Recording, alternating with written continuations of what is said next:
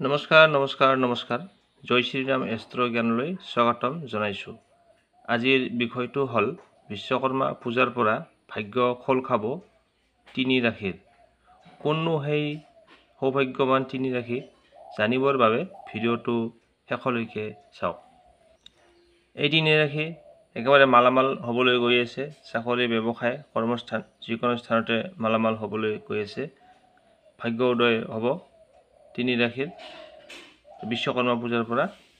17 ছেপ্টেম্বৰ 31 ভাদৰ মঙলবাৰে বিশ্বকৰ্মা পূজা। বিশ্বকৰ্মা পূজাৰ পৰা এই তিনি ৰাশিৰ ভাগ্য খোল খাব। 17 ছেপ্টেম্বৰৰ পৰা চমৎকাৰ হ'ব এই ৰাশিৰ ভাগ্য। গ্ৰহৰ ৰজা সূৰ্য মিত্ৰ ৰাশি কন্যাত প্ৰৱেশ কৰিব। বৈদিক জ্যোতিষ অনুসাৰে সূৰ্যদেৱ কন্যা ৰাশিত প্ৰৱেশ কৰিবলৈ গৈ আছে, যাৰ ফলত তিনি ৰাশি জাতকৰ ভাল দিন আৰম্ভ হ'বলৈ গৈ আছে। বৈদিক জ্যোতিষত সূৰ্যদেৱক মান সন্মান, প্ৰতিষ্ঠা, প্ৰশাসনিক সেৱা, চৰকাৰী চাকৰি, পিতা আৰু ৰাজনীতিৰ কাৰক মনা হয়। এইকাৰণে যেতিয়া সূৰ্যদেৱৰ চালচলন পৰিৱৰ্তন হয়, তেতিয়া এই পৰিস্থিতিৰ ওপৰত বিশেষ প্ৰভাৱ পৰে। সূৰ্যদেৱে ৰাশি পৰিৱৰ্তন কৰিব, তাৰ ফলত জাতকৰ মান সন্মান, প্ৰতিষ্ঠা, প্ৰশাসনিক সেৱা, চৰকাৰী চাকৰি, পিতা আৰু ৰাজনীতিৰ লগত সম্পৰ্ক ভাল হ'ব।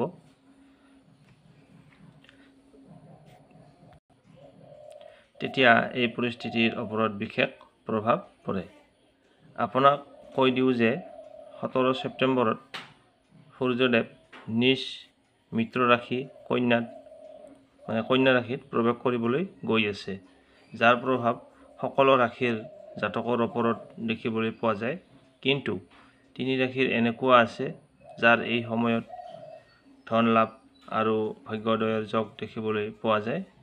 আহক তেন্তে জানি লওঁ এই ভাগ্যৱান ৰাশি কোনকেইটা। তাত কিজান আপোনাৰ ৰাশিও থাকিব পাৰে, গতিকে ভিডিঅ'টো শেষলৈকে চাই থাকক।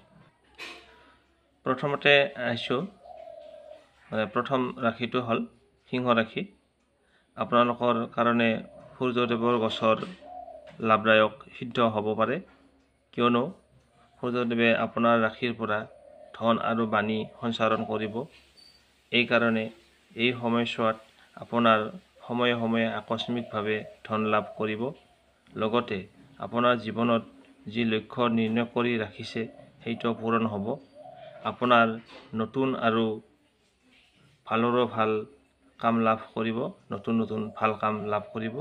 আৰু এই সময়ছোৱাত আপোনাৰ জীৱনলৈ পজিটিভিটি বাঢ়ি আহিব। আপোনাৰ যি নিগেটিভ আছে সেই নিগেটিভ শক্তিখিনি আঁতৰি পজিটিভিটি শক্তি আপোনাৰ মনলৈ আহিব। সেয়েহে এই সময়ত আপোনাৰ কথা বাৰ্তা প্ৰভাৱশালী হ'ব, যাৰ দ্বাৰা মানুহক আপুনি আকৰ্ষিত কৰিব পাৰিব, ইমপ্ৰেছন কৰিব পাৰিব। এই সময়ছোৱাত বেপাৰীবিলাক বাকীৰ ধন পাব পাৰে। সিংহ ৰাশিৰ বিষয়বস্তুখিনি শুনিলে। 2 নম্বৰতে আহিছোঁ। 2 নম্বৰ ৰাশিটো হ'ল ধনু ৰাশি। সূৰ্যদেৱৰ ৰাশি পৰিৱৰ্তনে ধনু ৰাশিৰ জাতকৰ কেৰিয়াৰ আৰু বিজনেছৰ কাৰণে শুভ ফল দেখা যায়, কিয়নো সূৰ্যদেৱ আপোনাৰ গোচৰ কুণ্ডলীৰ কৰ্মভাৱৰ ওপৰত সংশোধন কৰিবলৈ গৈ আছে। সেইকাৰণে এই সময়ছোৱাত আপোনাৰ কাম কাজত উন্নতিৰ যোগ দেখা যায়। তাৰ লগে লগে ইনকামৰ নতুন ৰাস্তা মুকলি হ'ব, ইনকামৰ নতুন ৰাস্তা আপোনাৰ সন্মুখলৈ আহিব।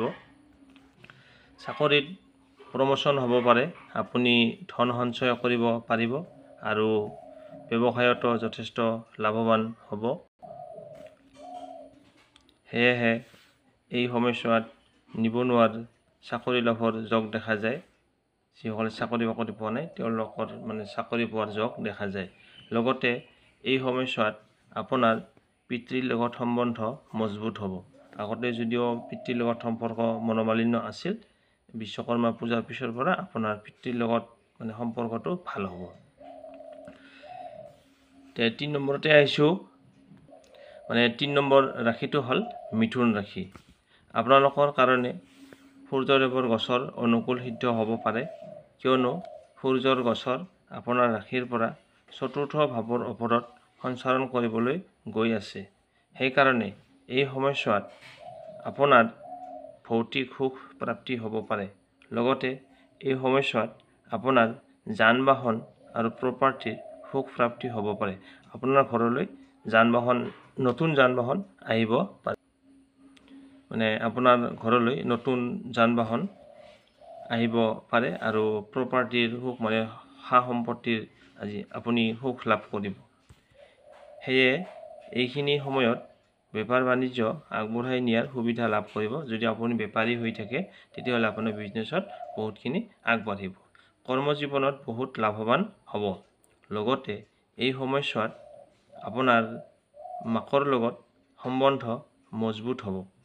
মিথুন ৰাশিৰ জাতক জাতিকাসকল আগতে যদি মাকৰ লগত অলপ সম্পৰ্কটো বেয়া আছিলে, বিশ্বকৰ্মা পূজাৰ পৰা আপোনাৰ মাকৰ লগত সম্পৰ্কটো মধুৰ সম্পৰ্ক হ'ব। তেওঁলোকৰ বহুত লাভ হ'ব। যিসকলে